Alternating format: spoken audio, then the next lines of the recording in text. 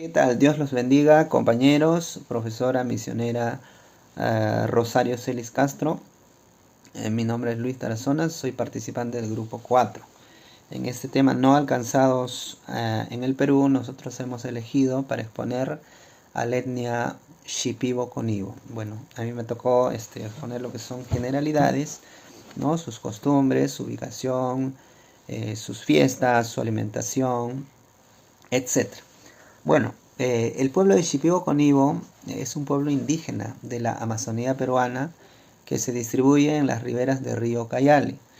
El río Ucayali es un río grande, originario de la cordillera de los Andes, que se une con el río Amazonas en el norte del Perú. Los shipibos viven por lo menos en 150 comunidades a lo largo del río Ucayali, ¿no? Y vemos también, según datos obtenidos por el Ministerio de Cultura, la población en las comunidades de este pueblo se estima aproximadamente un 32.000, ¿no? 964 habitantes, siendo uno de los pueblos más numerosos de la Amazonía peruana. Los Shipibo-Conibo en sí, viendo la historia, es un resultado de una serie de fusiones culturales entre tres grupos que anteriormente eran distintos, entre tres ¿no? etnias, se podría decir: los Shipibos, los Conibos y los Shetebos, ¿no? El nombre de este pueblo estaría relacionado con los términos mono y pez en el idioma originario. Bueno, cuenta la historia, según la tradición oral de este pueblo, o sea que cuando comentan, ¿no? De ancestros a hijos, ¿no? Dice que los Shipibo-Conibo recibieron esta denominación porque en el pasado se manchaban la cara, se pintaban la frente, el mentón y toda la boca con un tinte natural de color negro, lo que los hacía parecer a un mono que llamaban Shipi, ¿no? Y actualmente el pueblo pues ha aceptado ese nombre, ¿no? Vemos lo que su lenguaje de los Shipibo-Conibo pertenece a la familia Pano y es hablado por el pueblo autodenominado con el mismo nombre en las cuencas de los ríos Ucayali. Pisqui, Madre de Dios, y la quebrada Genepachea, ¿no? Genepanchea, en las regiones Huánuco, Loreto, Madre de Dios y Ucayali. Desde hace algunas décadas existen importantes asentamientos, ¿no? de este pueblo en la ciudad de Lima también. Tradicionalmente ha sido conocida también como Shipibo, Joni, Chieo, Conibo, aunque hoy los propios hablantes prefieren llamarlo Shipibo a su lenguaje, ¿no? Shipibo-Conibo. Los resultados de los censos nacionales en 2017 indican que 34.152 personas han manifestado que su lengua materna es la lengua Shipibo-Conibo y 25.232 personas se han autoidentificado como parte del pueblo indígena Shipibo-Conibo a nivel nacional. Bueno, su alimentación de los Shipibo-Conibo básicamente se dedican, bueno, a la pesca, ¿no? A la pesca, a la caza y a la agricultura. También en la agricultura pues cultivan la yuca, el plátano, el maíz, el frijol, maní, arroz. Y en la caza destacan el consumo de ronzoco y la sachavaca, ¿no? Básicamente esa es su alimentación de los Shipibo-Conibos. Bueno, también tienen sus costumbres, ¿no? Encontramos algunas danzas que ellos realizan, ¿no? Es una danza de carácter y contenido mítico o mágico, religioso, ¿no? Que adquieren o transmiten energía relacionada con la belicosidad en tribus de la Amazonía peruana, ¿no?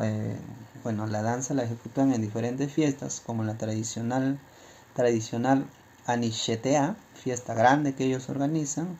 La danza shipiba se baila en poblados y caseríos.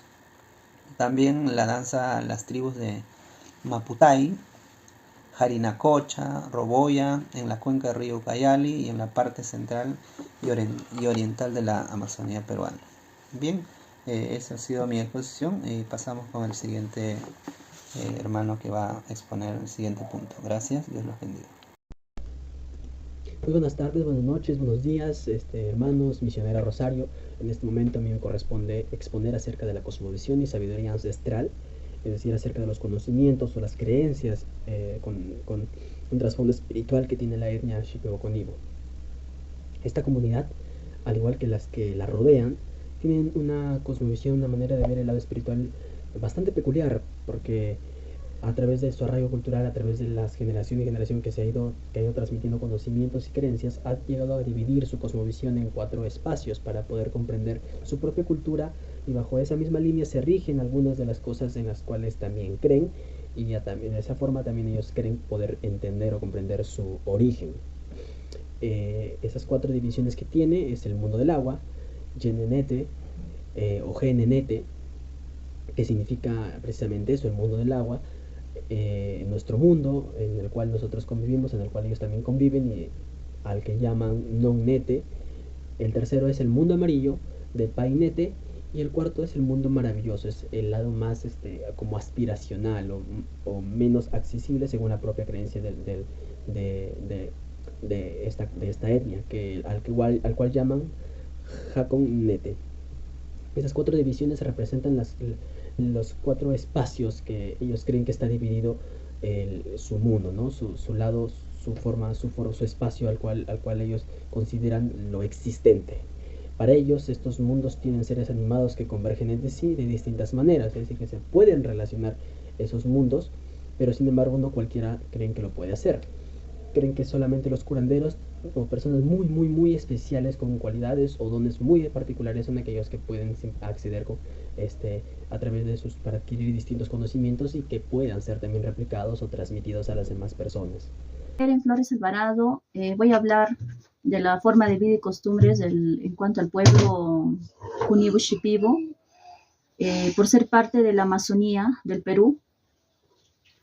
Ellos se caracterizan por cuidar el medio ambiente, la flora y fauna. En cuanto a las mamás, cuidan a sus hijos, dedican a su familia, viven de la crianza de animales y se dedican a la agricultura porque ellos no tienen ayuda o reciben poca ayuda del gobierno del Perú. Y en cuanto a su dialecto, a sus costumbres, ellos son muy amables al brindarte o a enseñarte. Si tú o yo estamos dispuestos a aprender, ellos son muy amables, te lo enseñan con mucho gusto. Bueno, hermanos del grupo, muy buenas tardes. También a la pastora Rosario Celis, muchas bendiciones a ella y a su hogar. Amén. A mí me tocó exponer, amén, sobre el Cunibo Shipibo, una etnia.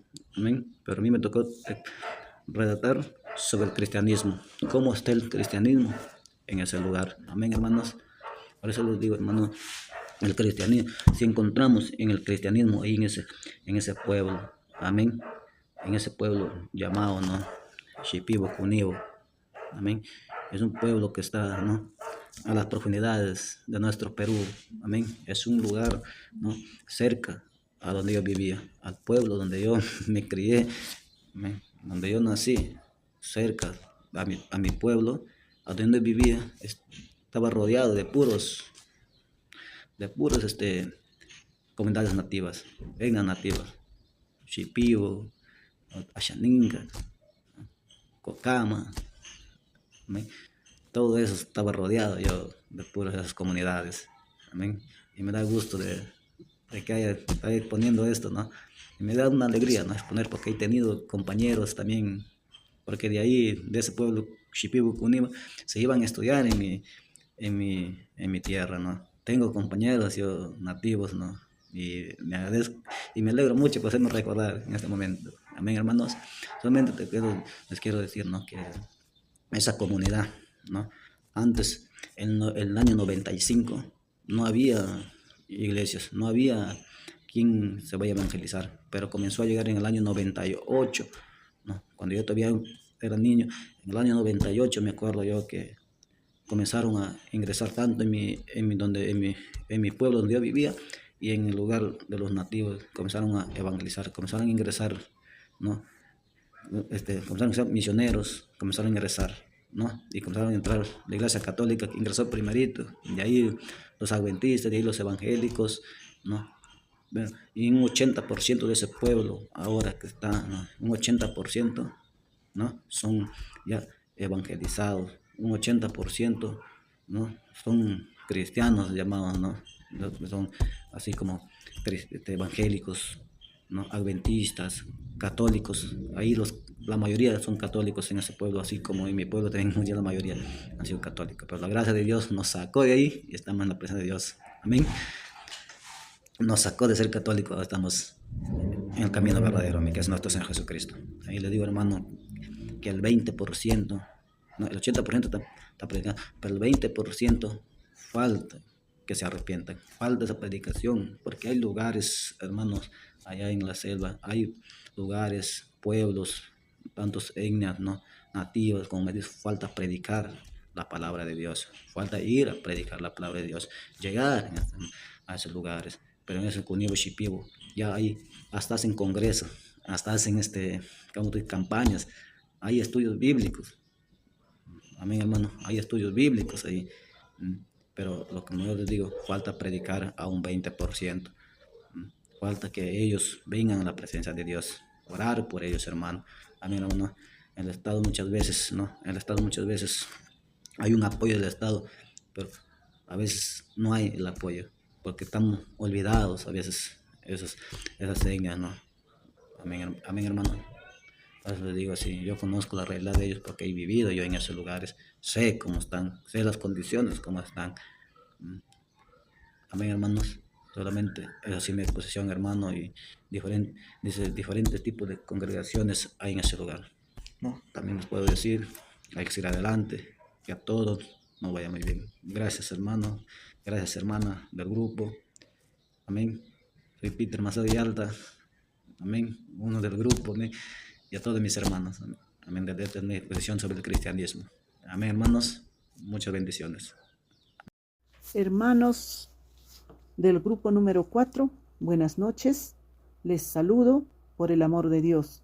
Y asimismo, les agradezco que estoy en el grupo y me tocó exponer el tema, cómo era la educación etnia en el Perú. La educación que allí recibían eran conforme a los cánones e ideales de la sociedad. ¿Qué significa cánones? Significa la lista de libros, volumen, que son aceptados. Esta familia tenían mayor interés en aquellas épocas que las niñas aprendan a leer, escribir. Ya no querían que sean como ellos. Querían mayormente aritmética basada para administración de una casa. Y también recibían clases de bordado, costura y cocina. Y asimismo la etnia en el Perú son Amahuaca, Isco, Nahua, Chitonahua, Maxigenca, Mashco, Piru, Mashta, Nahua, Cacataibo, Murunahua, Yora y entre otros. Esos son todos, hermanitos. Y ellos están dentro de una civilización.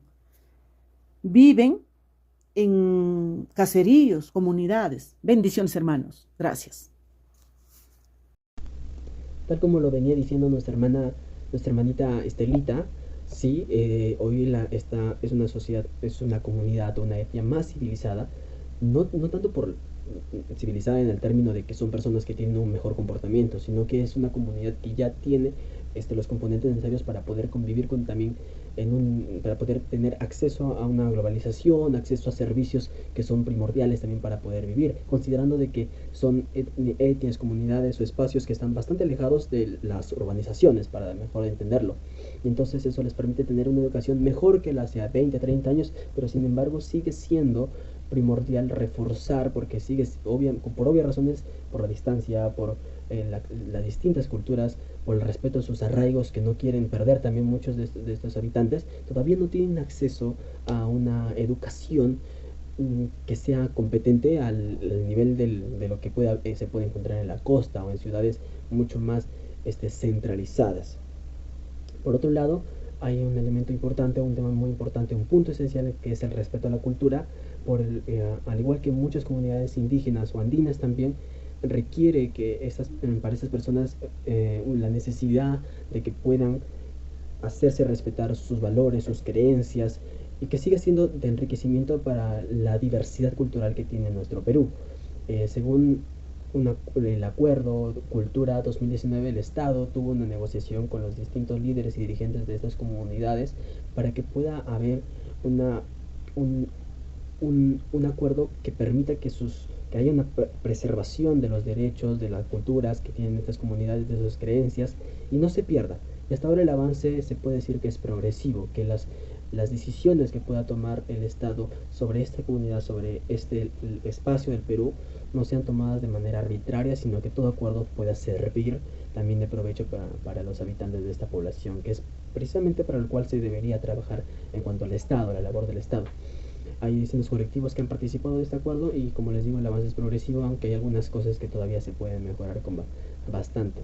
Y es de provecho que estos puntos converjan también en lo que es el avance del cristianismo o religiones cristocéntricas que adoran a Dios, que puedan seguir manifestándose de manera libre, y que es interesante ver cómo esta combinación, no una adaptación de la palabra a las personas, sino como estas personas su vida la van moldeando de manera de que lo que ellos quieren, lo que termina siendo positivo también para su manifestación cultural, no tiene que verse alterada de ninguna manera con su vida también espiritual entregada a Dios. Entonces, ver cómo incluso con sus propias expresiones culturales también pueden adorar y servir a Dios, y ellos terminan viéndolo incluso como un atractivo mayor para poder acercarse a Dios. Es interesante ver cómo convergen esos elementos y puede el Evangelio seguir prosperando su crecimiento y el sembrar la semilla de la palabra en estas etnias, en particular con la Shipibo, con Ibo.